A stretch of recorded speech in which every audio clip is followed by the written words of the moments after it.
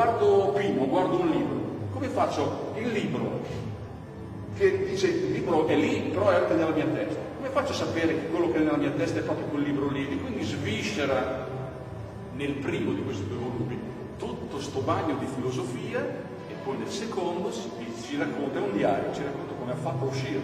Dice, io ve lo dico, a me è servito, io mi sono liberato dalla filosofia. E secondo Ceccato, se ti liberi, per filosofia intendo di questo modo di pensare ai significati che si trasmettono per la gran maggior parte attraverso le parole, perché però c'è anche il tono della voce, c'è il gesto, la distanza, ci sono altre cose, ma la parola è molto più veloce, molto più, riesce a esprimere un sacco di cose che si devono continuare a gesticolare, più efficace, è diffusissima. Ok, allora lui dice, vediamo questo Inippo che non funziona e studiamo il linguaggio. Tant'è vero che fu ingaggiato negli anni del 58-59, niente in epoca di guerra fredda, niente poco di meno che dal governo degli Stati Uniti l'aviazione militare, insieme al CNR italiano e all'Eurato, per fare, lui che studiava il linguaggio, che era un tecnico, un traduttore automatico dal russo all'americano, al francese e all'inglese. E c'erano in quell'epoca 5 gruppi nel mondo che si occupavano di questo problema, di costruire la macchina, il traduttore. Siamo nel 2008, non l'ha fatto nessuno. I software che girano su internet che servono a tradurre non funzionano. Cioè, tu metti una lingua e non esce fuori un pensiero in un'altra lingua, perché è pieno di errori che devono, se il documento è veramente importante, devono passarlo per un uomo. E lui dice, allora, se devo fare la macchina, ed era uno dei 5 gruppi, ed eravamo nel 1946, quindi la sai la grammatica, i grammatici da quanto esistevano, tutti i filosofi del linguaggio, dice, com'è che non servono queste persone che hanno dato i consigli, non si fa la macchina? Perché tutta questa gente qui pensa che ci sta il raddoppio, che ci sta l'osservatore. Lui dice no, ci sta l'uomo, che è fatto di carne ed ossa, che fa delle cose, si muove, cammina e fra le altre cose pensa. E ha costruito un modello che lui chiamava il modello dell'attenzione. L'attenzione non è altro che una particolare attività, una particolare operazione che faccio, e come tale, siccome non è aria fritta e la faccio io che sono in carne ed ossa, è possibile descriverla in termini di funzione di un organo.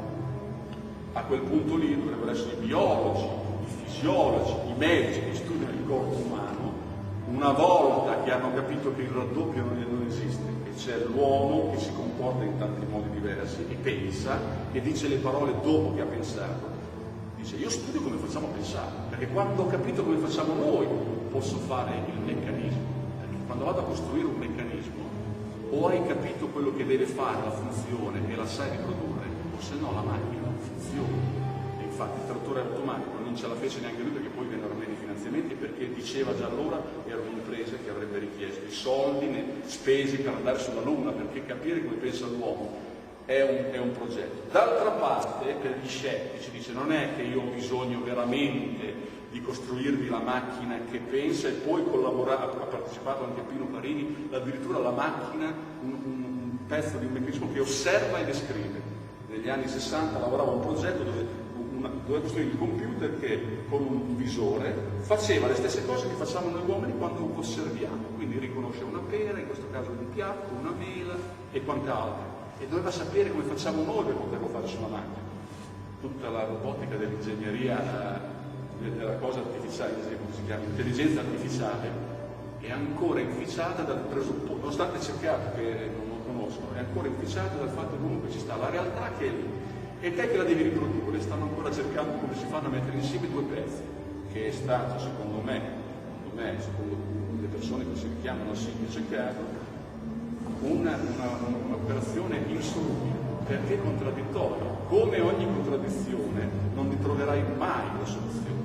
Lui però non ha potuto fare a meno di dire come mai continuano ancora a cercare una cosa contraddittoria? È possibile che delle teste intelligenti, i Kant, a cui lui poi ha dedicato il termine categorie perché ha studiato, è possibile che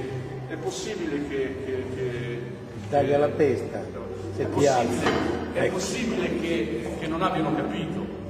E qui ci sono almeno 2 spiegazioni. Una che è come una maturazione di un frutto, per arrivarci ci vuole del tempo. E quando è arrivato Ceccato c'era stato un percorso comunque di persone che volevano capire come facciamo a pensare. E secondo me Ciccato ci ha dato l'indicazione della via da seguire.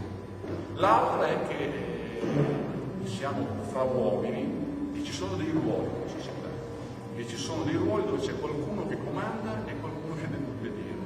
E Ciccato ci dice, e io sono d'accordo con lui, che chi comanda ha assoluto tornaconto ad avere qualcuno che ti va a parlare di verità rivelate, di divinità, di storia, comunque di qualcosa che non ha a che fare con l'uomo, che è staccato, che è indipendente da lui, che è più grande, che è inconoscibile, inconcepibile, a cui ti devi inchinare. Che le religioni, e i re, e le repubbliche hanno bisogno di poterti dare un ordine e tu devi obbedire, mentre una persona che dice però dietro le parole finisce per costruire i significati, fra cui anche le cose importanti, i valori per una persona, i sentimenti. E uno ti dice guarda che è roba che dipende da come ti comporti tu con la testa in questo caso, perché il modello organo-funzione dice è plausibile che questo, dov'è che si producono queste cose?